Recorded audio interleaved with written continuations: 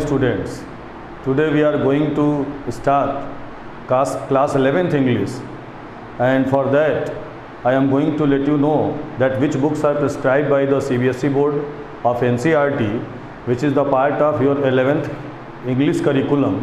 The two books are prescribed. The name of the books are, the first book, which is your prose book, is called Hornbill. It is named as Hornbill. And the second book is Snapshots. That is your supplementary book. It is supplementary book, and your main book is Hornbill. So these two books are prescribed in your CBSE syllabus, and these two books of NCERT for as an English reader, first Hornbill and then supplementary book, that is Snapshots. So today we are going to start the first chapter of Hornbill.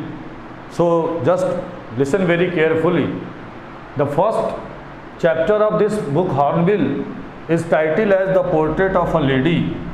It is written by one of a very famous writer of our country, a very famous critic writer of our country named Khushwant Singh, a very popular writer whose remarks you have always found in the various newspapers. He had written so many books also, and of course he is very popular in our fraternity of the writers and the poet. So exactly this chapter, The Portrait of a Lady, is the personal note of Khushwant Singh. Exactly, Khushwant Singh has described about his own life, autobiography. From that part, this chapter is being taken as The Portrait of a Lady, where he is trying to sketch the image of his grandmother through the pen. My dear children, you must be knowing that the portrait means a kind of picture, a kind of image, a kind of face, a kind of mask.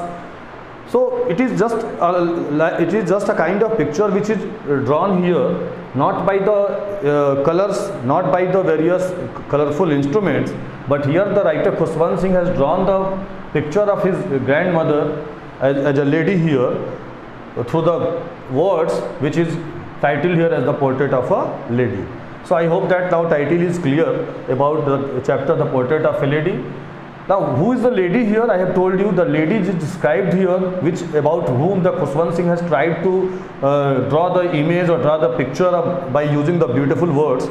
And of course we will feel nowhere any type of boredom in the chapter, because the writer has used variety of words and variety of things to make it very colorful, and it is a quite good experience to you all that how a picture is being drawn by the use of the words also, because till today you might have heard about only the picture is drawn by the colorful sketches, colors, paints and brush.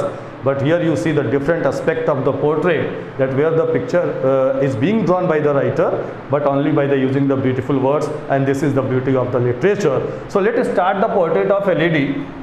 As I have told you, this is the story of Khushwant Singh, his own life, and Khushwant Singh has described here particularly about his grandmother, that how he used to stay with his grandmother in the village, how he was passing his years, how he used to go to the school, and how he had noticed his grandmother since he came in sense, or since he remembered that he first time saw to his grandmother. So the story starts with that Khushwant Singh is describing that his grandmother was looking like any grandmother of the world.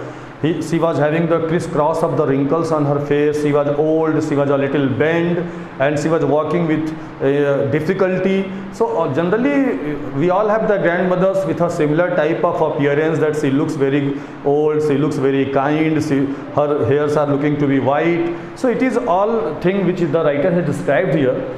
So the writer has described that how when the people are going to tell him that, do you know once that your grandmother was very young and pretty, it was very much hard to believe for the writer, because since he had seen his grandmother from last 20 years, he had seen his grandmother on the same stage. There was no change taking place in the appearance of his grandmother. So such thought, which when the people shared with him that your grandmother was once young and pretty, that thought was very much revolting to him. It means it was very much hard to believe on it that his grandmother was once young and pretty. So he had also seen the a portrait of his grandfather which was used to attach on a wall just above the mantelpiece. His grandfather was looking to be very much old, having a flowing white beard and having a turban and clumsily tailored kurta he was wearing. He was having in loose fitting clothes, his grandfather was. But what about his grandmother here? That about so many times he had heard that his family members used to tell him that his grandmother was once very much young and pretty. But this thought was very much hard to believe, because since he had seen to his grandmother, it was looking like that she was in the same stage for so many times.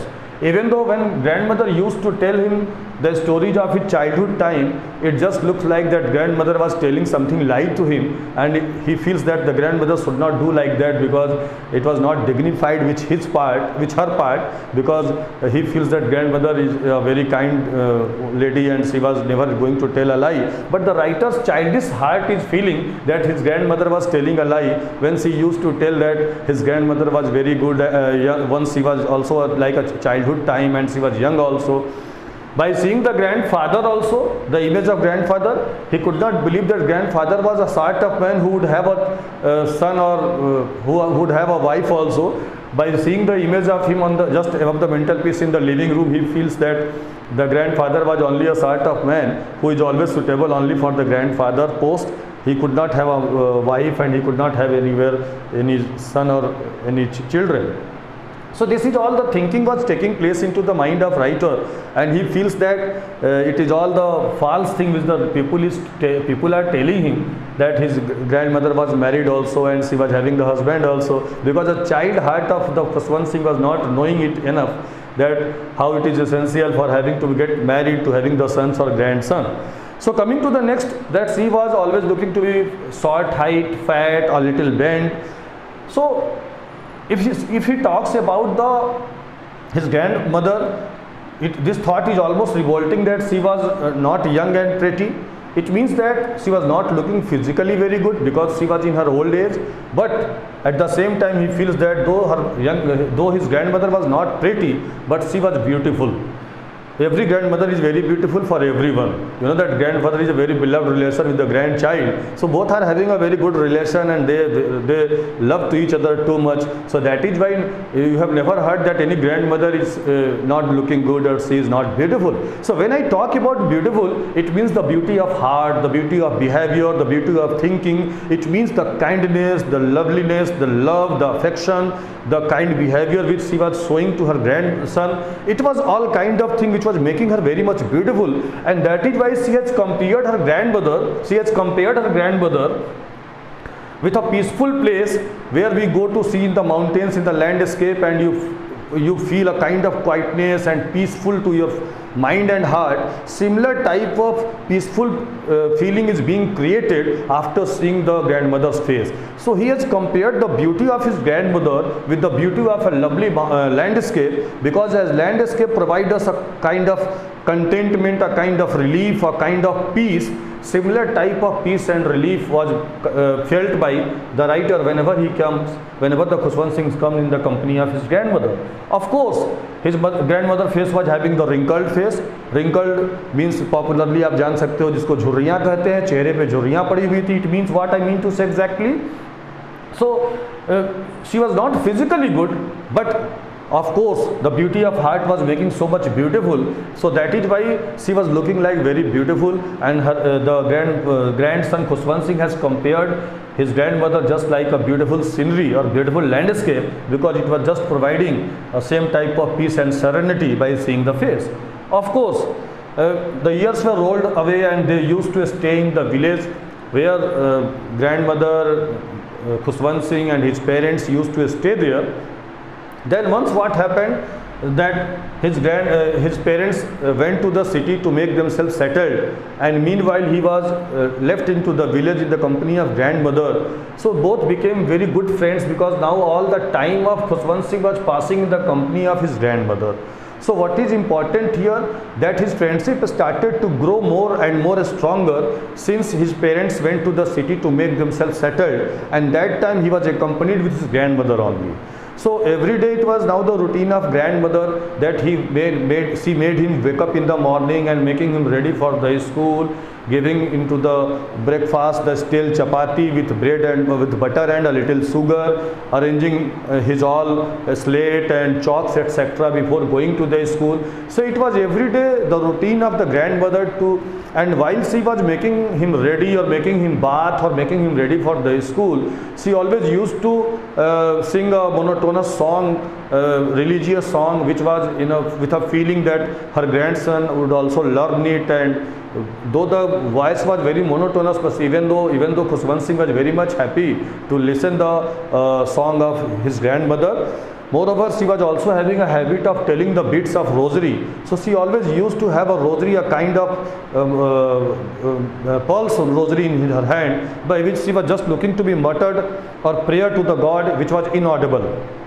So overall, what I mean to say exactly, she was looking to be by her appearance very religious, very kind and very loving heart. Moreover, when the writer used to go to the school, when I say writer or narrator, it means Khushwant Singh, because writer and narrator both are the same here, Khushwant Singh. So Khushwant Singh has described himself here. So he remembered that when he used to go to the village school, how he used to go. His grandmother always accompanied with him, because that school was associated or attached with a temple. So when the priest was teaching the alphabets and the figures or 1 to 100 counting, at the same time the grandmother used to stay in the temple and used to read with her scriptures, like whatever the religious books she was having. She was seated in the temple, and of course she used to make herself busy in prayer and of course reading the scriptures. So when the class was over, till that the grandmother was there, and when the class became over, they both come back to their house, and on the way the various dogs were waiting for them, because it was the routine of the grandmother that every day she used to carry some stale chapati or bread, a kind of roti, stale roti, every day to feed the dogs, street dogs, which were coming on the way when they come back from school to their house. So this way the years were rolled away, and they were passing their time, and the grandmother and Khushwant Singh both were passing, and they became very good friends. They were understanding each other very well. Then what happened, my dear children, that suddenly a turning point came in their lives. The turning point came in their lives when the parents, as I had told you, the parents of Khushwant Singh had gone to the city as they wanted to make themselves settled in a kind of job. So when they got settled, they called the grandmother and the Khushwant Singh to live with them in the city. So that was treated here as a turning point, because since the Khushwant Singh shifted himself with his grandmother to the city, their relation got a kind of turning point. Now the turning point was what? That there the child started to go in a school bus, because there he got admitted himself in his English medium school, where he used to go by motor bus. So no longer he was getting the company of his grandmother as in the village compared to the village. As village he was accompanied with his grandmother to go to the school, but here he was not getting any company of his grandmother. Khushwant Singh used to go to the English school, which was totally different to the village school. As I had already told you that in village school what he was getting, he was going to have a company with his grandmother. But now he got admitted in an English medium school where he used to go by motor bus. Moreover, what change came here also, there were no dogs where the grandmother go to feed the bread or rotis likely to the village. But what she did, she started to feed the sparrows which used to come into the courtyard of the city house. So it was the time, the way she was used to passing her time. As the years were rolling away, years were passing out, their contact becoming a little less to each other. Why? Because now the writer was going to the school, he was having so much homework. As grandmother was not so much qualified, she was able to read and write, but she was not so much qualified, so she could not help in the grandson's homework etc. But she was very much always keen and interested to know about that what was being taught to the grandson into the school. So every day when he comes back from the school, the grandmother used to ask that which thing was being taught in the school. So every day she was looking to be very much keen and interested to know what type of education her grandson was getting in a city school. So one day when the writer or the narrator Khushwant Singh came back from the school, he went to his grandmother and he just told her that today he has got some lesson of science like Archimedes principles, like law of gravity, Newton's law, law of motion, etc.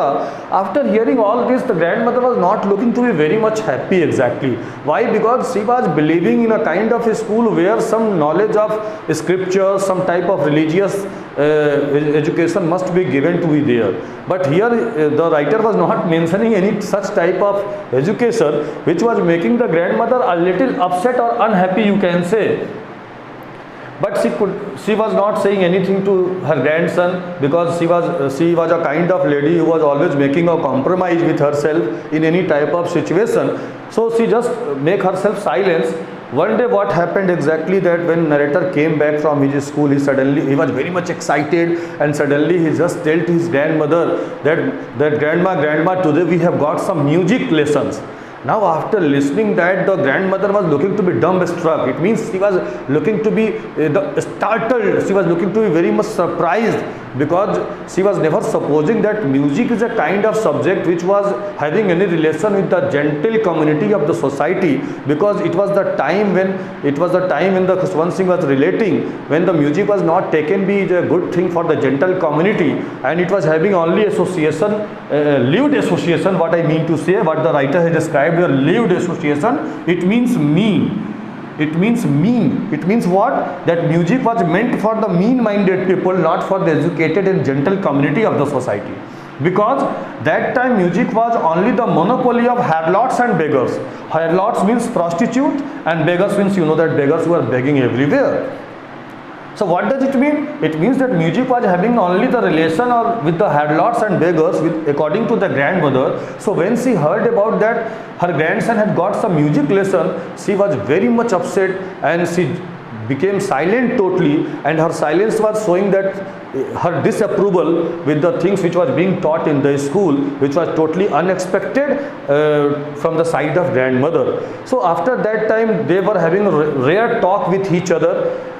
Years now passing very fastly, and from primary to the writer started to go into the middle school and middle to the higher, and when the time came, he started to go for the university. This time was very much again proved to be very much important in their relationship, because gradually we have just talked about that in village they were very good friends. Why? Because they were passing too much time, then they came to the city, so they saw less to each other, because now as amount of time they spend into the village, not same amount of the time they are getting in the company of each other, so they saw less to each other. Third, that what was the subject was being taught to the writer or the narrator in the school, it was totally not convincing for the grandmother's side. So they are gradually, step by step, that their relations are getting towards the decline. What I mean to say, from good friend to they started to saw less to each other, then what, they rarely meet to each other, and then what happened? But till that time there was a common link between them which was attaching them. But when the writer started to go to the university, that brought a very different, a crucial point into their friendship. Why? Because when the writer was grown up, and when he started to go to the university, his parents given him a separate room for his study. So that common link between the grandmother and the son was that they were sharing the same room till before he started to go to the university. Now that link was also started to be broken. So it was very, very important time in their relationship. But still, grandmother did not say anything to anyone, and she just accepted her seclusion with resignation. Seclusion means loneliness. Seclusion, a word is given, it means loneliness, and resignation means without any protest. Without any protest. What it means to say in a combined words, that she knew that it is a demand of time, that now her grandson had grown up, so he must needed a separate room. So she did not say anything to anyone, and when the grandson of Khushwant Singh started to use a separate room for himself, she said nothing to anyone, and she accepted her loneliness without saying anything. But But since then what happened, now they were having not too much of time to be spending each other, because that common link which was attaching to them in the same room was also being broken. It is very important, so many times it is being asked in the question paper also, that what was the common link between the grandmother and the grandson. So you must remember that the reply is they were sharing the same room. That was the common link, what I mean to say. So now onwards what happened, the routine of the grandmother got changed, and since then she started to pass her time by spinning the wheels, telling the ropes of bits of rosary, praying the God, reading the scriptures, and in the afternoon time she used to feed the sparrows every day, because as I had told you that in the city village she was not going out from the house. So in the courtyard, when the 100 of sparrows comes, and she just taken a piece of bread and made it into the pieces and throw it to the sparrows. So it was the most happiest half an hour for the grandmother in the whole day. It was the happiest hour for the grandmother, that she used to sit in the courtyard and making the bits of bread and throwing in front of the 100 of sparrows. The sparrows looks like to play with the grandmother. Some sparrows comes on sat onto her shoulder, some even comes onto the sat even her head. But what was important here is that she never expressed any kind of angriness, or she was looking to be very kind to the even sparrows, and it was looking to be very happiest half an hour on the day. Later on, what happened after the completion of the university education, the writer decided to go for further studies to abroad. And my dear children, you must know here that it was the time when a child goes for the studies, he comes back only after the completion. It was a time of 3 to 4 years or 5 years, whatever the duration. It was not like to nowadays that a child is going every year and coming. That time it was not happening, my dear. So the writer was going away, or the narrator was going away for 5 long years, and he was very much sure that his grandmother would be certainly very much upset, because he was knowing that he was very much emotionally attached with him, and even he was also. But the grandmother showed no emotion at all. She was looking to be very hard character lady. What I mean to say, that she was having a good control over her emotion, and she understands the thing very nicely. So she shown too much maturity as her age, and she came to drop him onto the station and showed no emotion to him. She was still busy in telling the bits of rosary. She was praying to the God in an inaudible voice. So she was looking to be very much busy. When the time was going there, she came to leave me on station. She came to me and just took my head on her hand, and she just kissed me on my forehead, which I felt just like a last physical contact with my grandmother, because he was going away for long 5 years. The grandmother was very much old. So in her age, no one could expect that how long she was going to be alive. So he was feeling that it might be possible that when he comes back after 5 years, he would not have any physical meeting with his grandmother. So the moist imprint of that kiss which was made by the grandmother on his forehead, she wanted to make it feel for a long time, as it was according to him, as it was looking to be last physical contact with his grandmother. But that was not so far. What he had felt, it didn't happen. After 5 years, when he came back from abroad, he found the grandmother as same as it was 5 years ago. She came at a station to receive him with narrator's parents. She came there. She again just hug him, and she just looking to be very much affectionate. But her routine was as it was same, which was 5 years ago. Still the happiest hour of the grandmother. Even the first day of the arrival of the grandson, her happiest hour was the feeding the sparrows in the courtyard. So there was no change taking place in her routine. She was still spinning the wheels, and in the afternoon time she was going to feed the sparrows. But one change came in the evening time. What was the change? That in the evening time, suddenly she called some women of the neighborhood, and she arranged a old drum which was too much old, in a very poor condition, and she started to thump it very badly and started to sing the songs, occasional songs which were used to be sung when the warriors comes back from the war. So this was a kind of change which took place. So she started to sing by thumping that drum, and the neighborhood women was also accompanied with her. The parents of narrator and even narrator just went to her and just told her not to sing so loudly, and it was make her maybe a little tired or maybe a little sick. But she did not listen anyone, and she just continued to sing. And what happened it that next morning she got ill. The doctor was being called, and doctor came, and the doctor examined the grandmother, and doctor said that it was just a mild fever, and it will soon go away. So nothing was serious there, but the thinking of grandmother was something different what the doctor had opined. The doctor had opined that it is a mild fever and will go away from there very soon. But the grandmother was now has realized that her last time had come. And instead of sitting silently, she just said to all the family members that you all go away from here, as I want to go in prayer, because this was the first evening in my life that I had not gone for the prayer of God. So she was not in mood of talking with us, though the parents and the narrator tried to make her stop, but she ignored, and she was going to telling the bits of rosary, and she started to pray to the God. And then before that they could suspect anything, the bits of rosary was fell from her hand, and it looks like the grandmother was dead, because a peaceful pallor color on her face was spread over there, and we knew that the grandmother was dead. So it was a very emotional time for all of us, because now the grandmother was no more with us. Next morning we had to prepare for her cremation. So next morning we all arranged the things. We created a stretcher, a crude stretcher on which her dead body was being to be carried, as a custom demands. The dead body was taken away from the bed and kept onto the ground, and it was supposed to be that next morning we are going to take to be cremation. In the evening time we are going for the cremation of the grandmother or the funeral of the grandmother. But what happened exactly, that we found that it was a time of when sun was setting, and it was blazing the golden color into the courtyard. The same time some sparrows also came there. The narrator's mother thought that the sparrows had come in search of bread, but there was no chirping at all. Unlikely to other days when a sparrow comes, they chirp too much, and they create a kind of bedlam it was there. But that day the birds were looking to be very silent. The narrator's mother went and taken a piece of bread and throw in front of them, just the grandmother used to give, but the birds did not give any notice to that, and the birds were sitting there silently.